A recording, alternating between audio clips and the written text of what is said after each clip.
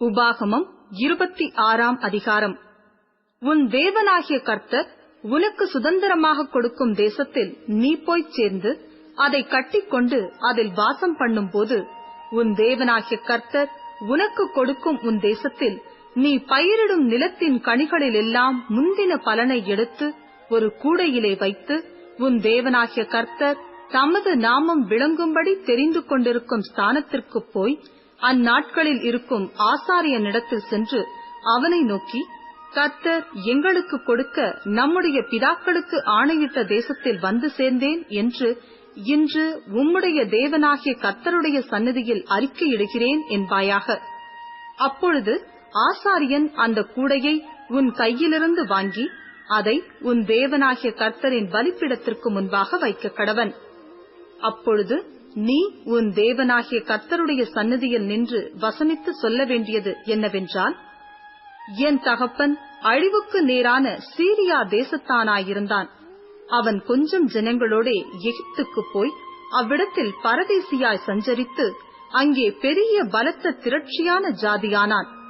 எகிப்தியர் எங்களை ஒடுக்கி எங்களை சிறுமைப்படுத்தி எங்கள் மேல் கடினமான வேலையை சுமத்தின போது எங்கள் பிதாக்களின் தேவனாகிய கர்த்தரை நோக்கி கூப்பிட்டோம். கர்த்தர் எங்கள் சத்தத்தை கேட்டு எங்கள் சிறுமையையும் எங்கள் வருத்தத்தையும் எங்கள் ஒடுக்கத்தையும் பார்த்து எங்களை பலத்த கையினாலும் ஓங்கிய புயத்தினாலும் மகா பயங்கரங்களினாலும் அடையாளங்களினாலும் அற்புதங்களினாலும் எகிப்திலிருந்து புறப்பட பண்ணி எங்களை இவ்விடத்துக்கு அழைத்து வந்து பாலும் தேனும் ஓடுகிற தேசமாகிய இந்த தேசத்தை எங்களுக்கு கொடுத்தார். இப்பொழுதும் இதோ கர்த்தாவே, தேவரீர் எனக்கு கொடுத்த நிலத்தினுடைய கனிகளின் முதற்பலனை கொண்டு வந்தேன் என்று சொல்லி அதை உன் தேவனாகிய கர்த்தருடைய சந்நிதியில் வைத்து உன் தேவனாகிய கர்த்தருடைய சந்நிதியில் பணிந்து, நீயும் லேவியனும் உன்னிடத்தில் இருக்கிற பரதேசியும் உன் தேவனாகிய கர்த்தர் உனக்கும் உன் வீட்டாருக்கும் அனுக்கிரகம் பண்ணின சகல நன்மைகளின் நிமித்தமும் சந்தோஷப்படுவீர்களாக.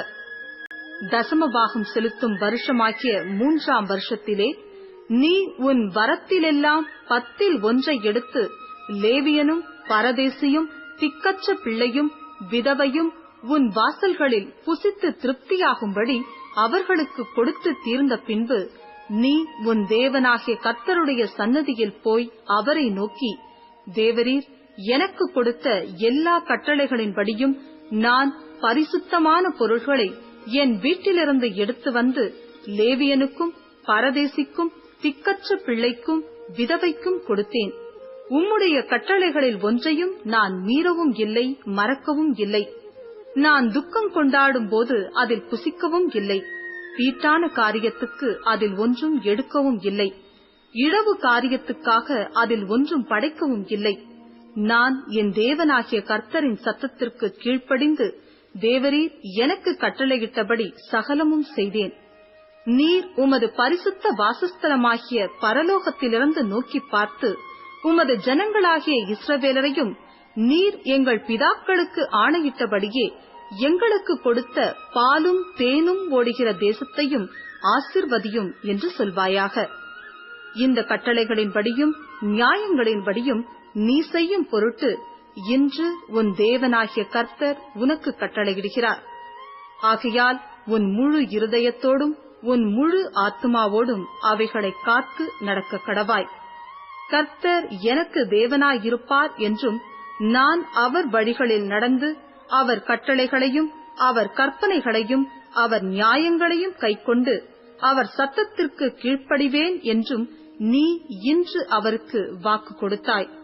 கர்த்தரும் உனக்கு வாக்கு கொடுத்து உனக்கு சொல்லியிருக்கிறபடி நீ என்னுடைய கட்டளைகளை எல்லாம் கைக்கொண்டால் எனக்கு சொந்த ஜனமாயிருப்பாய் என்றும் நான் உண்டு பண்ணின எல்லா ஜாதிகளை பார்க்கிலும் புகழ்ச்சியிலும் கீர்த்தியிலும் மகிமையிலும் உன்னை சிறந்திருக்கும்படி செய்வேன் என்றும் நான் சொன்னபடியே நீ உன் தேவனாகிய கர்த்தரான எனக்கு பரிசுத்த ஜனமாயிருப்பாய் என்றும் அவர் இன்று உனக்கு சொல்லுகிறார் என்றான்.